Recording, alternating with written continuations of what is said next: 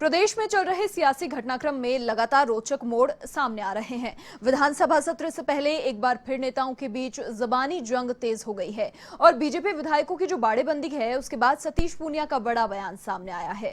पूनिया ने कहा कि सरकार पक्ष के नेताओं के जो बयान सामने आ रहे हैं वो खुद राष्ट्रपति शासन को आमंत्रण दे रहे हैं। उन्होंने कहा कि मौजूदा हालातों को देखकर केंद्रीय एजेंसियों को अलर्ट रहने के लिए भी कहा जाएगा।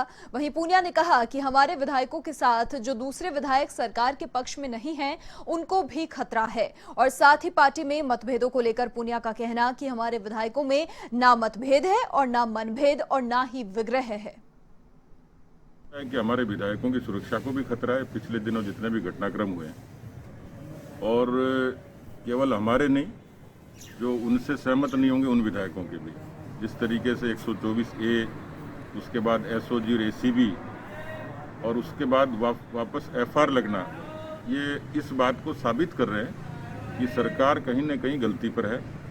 और किसी न किसी किस्म से, जैसे हमारे अपने विधायकों को जिस तरीके से प्रशासनिक अधिकारी, पुलिस के अधिकारी और कांग्रेस के स्थानीय नेताओं के दबाव के कारण उन पर एक मनोवैज्ञानिक दबाव बनाने की कोशिश की गई और अंततः हमें यहाँ से शिफ्ट करना पड़ा। भारतीय जनता पार्टी के विधायकों में किसी प्रकार का न मतभेद है, न मनभेद है, न विग्रह है, लेकिन ये करके उनकी मानहानि ये लोग जरूर कर रहे हैं। उनको इस तरीके का भय पैदा कर रहे हैं, उनकी विश्वसनीयता पर संदेह खड़ा कर रहे हैं। ये इन्हीं की रणनीति का हिस्सा है। लेकिन इस तरीके की हरकतें करके, जो कल जिस विधायक का बयान आया कि बेहतर को विधानसभा में घुसा के दिखा दें, तो मुझे लगता है कि वो खुद ही राष्ट्रपति शासन को आमंत्रण दे रहे हैं। प्रदेश में सियासी संग्राम के बीच नेताओं की ओर से बयानबाजी का दौर लगातार जारी है। सरकार विपक्ष को कोस रही है तो विपक्ष सरकार को घेरने की कोशिश में लगातार जुटा है। और इसी बीच भाजपा के प्रदेश प्रवक्ता रामलाल शर्मा का भी बयान सामने आया है, जिसमें उन्होंने कांग्रेस पर आरोप लगाया है कि कांग्रेस का संवैधानिक संस्थाओं पर से भरोसा उठता जा रहा है। आइए आपको सुनाते हैं क्या कुछ कहा रामलाल शर्मा ने। कांग्रेस को संवैधानिक संस्थाओं के ऊपर विश्वास क्यों नहीं है? जब चुनाव का परिणाम इनके अनुकूल नहीं आता है तो ये निर्वाचन के ऊपर उंगली उठाने का काम करते हैं।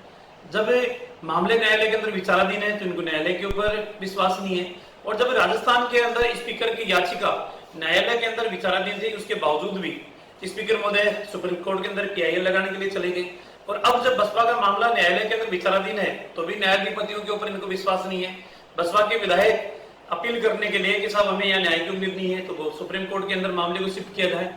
आखिरकार कांग्रेस के अनुकूल जो कुछ होता है तब तो उनको विश्वास होता है कि हमारी योग्यता थी, हम सही थे, हम ईमानदार थे। और जब संवैधानिक संस्थाएं अपने गरिमामय पद के अनुसार अगर कोई निर्णय करती है तो उनके ऊपर इनका विश्वास नहीं है। आखिरकार कांग्रेस कब तक इन संवैधानिक संस्थाओं के प्रति अविश्वास प्रकट करने का काम करेंगी?